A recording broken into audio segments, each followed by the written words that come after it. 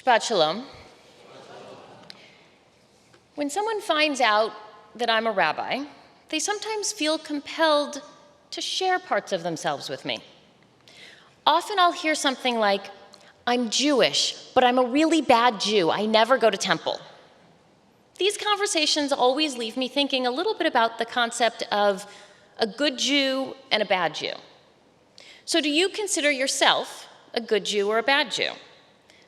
But more importantly, what is a good or a bad Jew? Which Jew is better? The one who studies Jewish texts every day, or the one who prepares and hands out sandwiches to the homeless each week? Which Jew is better? The one who refrains from eating anything unkosher, or the one who eats ham and cheese sandwiches on Passover, but donates all their clothes to the local shelter? The one who lights candles every week, or the one who studies the Parsha, the Torah portion, each week? Or the one who doesn't believe in God but follows the Jewish laws meticulously, or the one who believes all of the tenets of Judaism but follows none of its laws? Of course, these are all false equivalencies.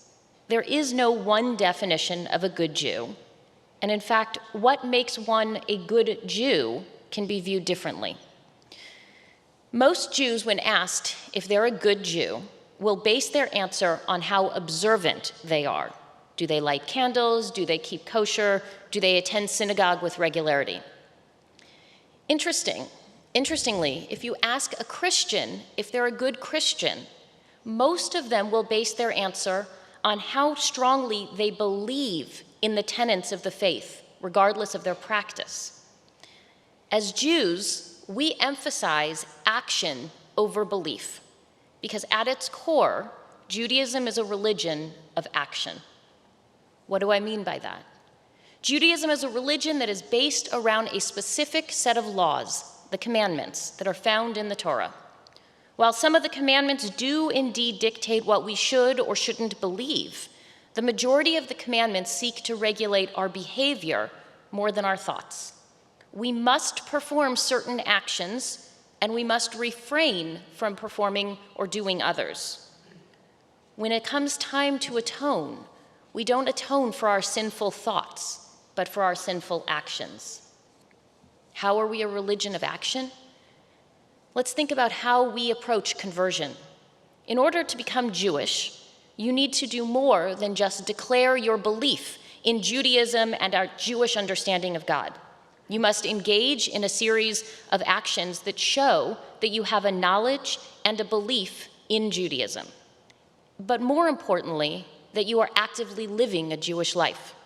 Conversion requires a course of study, appearing before a Beit Din, a panel of rabbis or learned people to share that you're actively involved in the religion. It requires immersing in a ritual bath, a mikvah, and finally, a declaration that you wholeheartedly throw your lot with the Jewish people. Just declaring your belief in the Jewish God isn't enough. In this week's Torah portion, Akev, we see many references to the physical nature of our relationship with God. We are reminded that if we follow God's commandments, we will have the physical comforts, rain in the right season, dominance over our enemies, and successes in our harvest. But if we fail to follow the commandments, our women will be barren, and we will fall by the sword of our enemies.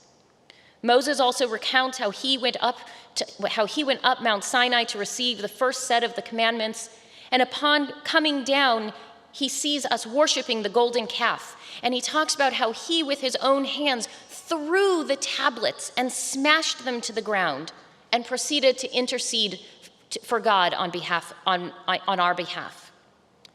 We're also reminded that when we're in the desert, we survived not by regular food or clothing, but by manna, and that the clothes on our back and the shoes on our feet never wore out in the 40 years we traveled.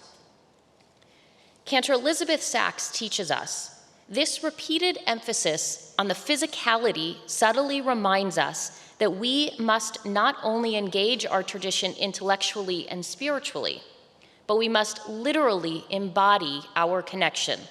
We must reinforce our relationship to God with one another with our hands, our eyes, our mouths, and our feet. As she teaches us, in Judaism, our thoughts and prayers are not enough. We must follow our prayers with action. In fact, we're commanded to do just that. Whenever we utter a blessing, we are supposed to immediately follow it with that action. When we say the Kiddush, we take a sip of wine. When we say the Motzi, we eat a piece of bread. We don't do all of the blessings and then sit down and eat. Each blessing is followed by the action, or the blessing is thought to be in vain. So by this standard, a good Jew must live our Judaism in our actions, not just our thoughts. This sentiment will be reinforced on Yom Kippur when we read from Isaiah. Why, when we fasted, did you not see?